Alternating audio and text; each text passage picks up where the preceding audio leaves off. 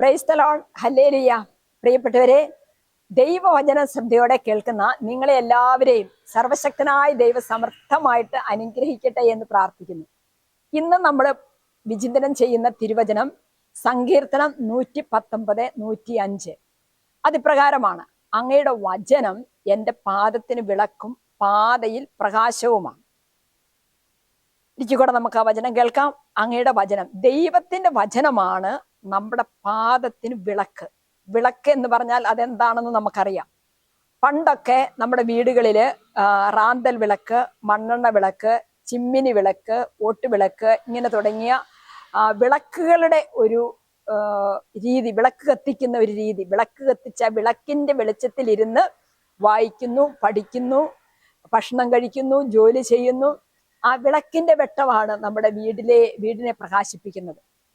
അപ്പൊ തിരുവചനം പറയുമ്പോൾ തിരുവചനത്തിൽ ഇങ്ങനെയാണ് പറയുന്നത്: അങ്ങയുടെ വചനം എൻ്റെ പാദത്തിന് വിളക്കാണ്. അതായത്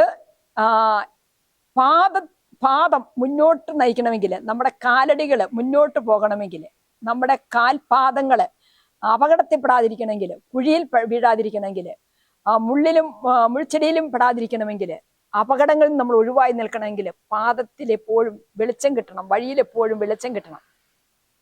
ഇതുപോലെ എപ്പോഴും ദൈവം വചനമാകുന്ന വിളക്ക് നമ്മുടെ പാദങ്ങളിൽ ഉണ്ടാകണം, നമ്മുടെ അരികിലുണ്ടാകണം, നമ്മുടെ ഹൃദയത്തിലുണ്ടാകണം. വിളക്ക് കത്തിച്ച് ഹൃദയത്തിൽ വെക്കണം. വചനം പറയുന്നു, പാദത്തിന് വിളക്ക്, പാതയിൽ പ്രകാശം. പാതയിൽ പ്രകാശം അത് വചനത്തിന്റെ പ്രകാശമാണ്. കർത്താവിന്റെ വചനത്തിന്റെ പ്രകാശത്തിൽ വ്യാപരിക്കുന്നവർക്കാണ് എല്ലാ അപകടങ്ങളിൽ നിന്നും സുരക്ഷിതരായിരിക്കാനായിട്ട് സാധിക്കുന്നു. അതുകൊണ്ട് വചനം പറയുന്നു, 12-ാമത്തെ വിശുദ്ധ ലൂക്കായുടെ സുവിശേഷം 12-ാം അധ്യായം 35-ാമത്തെ തിരുവചനത്തിൽ പറയുകയാണ്: നിങ്ങൾ അരമുറുക്കിയും വിളക്ക് കത്തിച്ചും ഇരിക്കുവിൻ എന്ന് പറയുമ്പോൾ, വചനം എപ്പോഴും അനുസരിക്കാൻ, വചനം എപ്പോഴും സ്വീകരിക്കാൻ, വചനത്തിന്റെ ശക്തിയിൽ ജീവിതത്തെ മുന്നോട്ട് കൊണ്ടുപോകാൻ നമ്മൾ എപ്പോഴും ഒരുക്കമുള്ളവരായിരിക്കുക. വെളിച്ചമില്ലാത്തപ്പോൾ നമ്മൾ കൂരിരുട്ടിൽ പെട്ടുപോകും.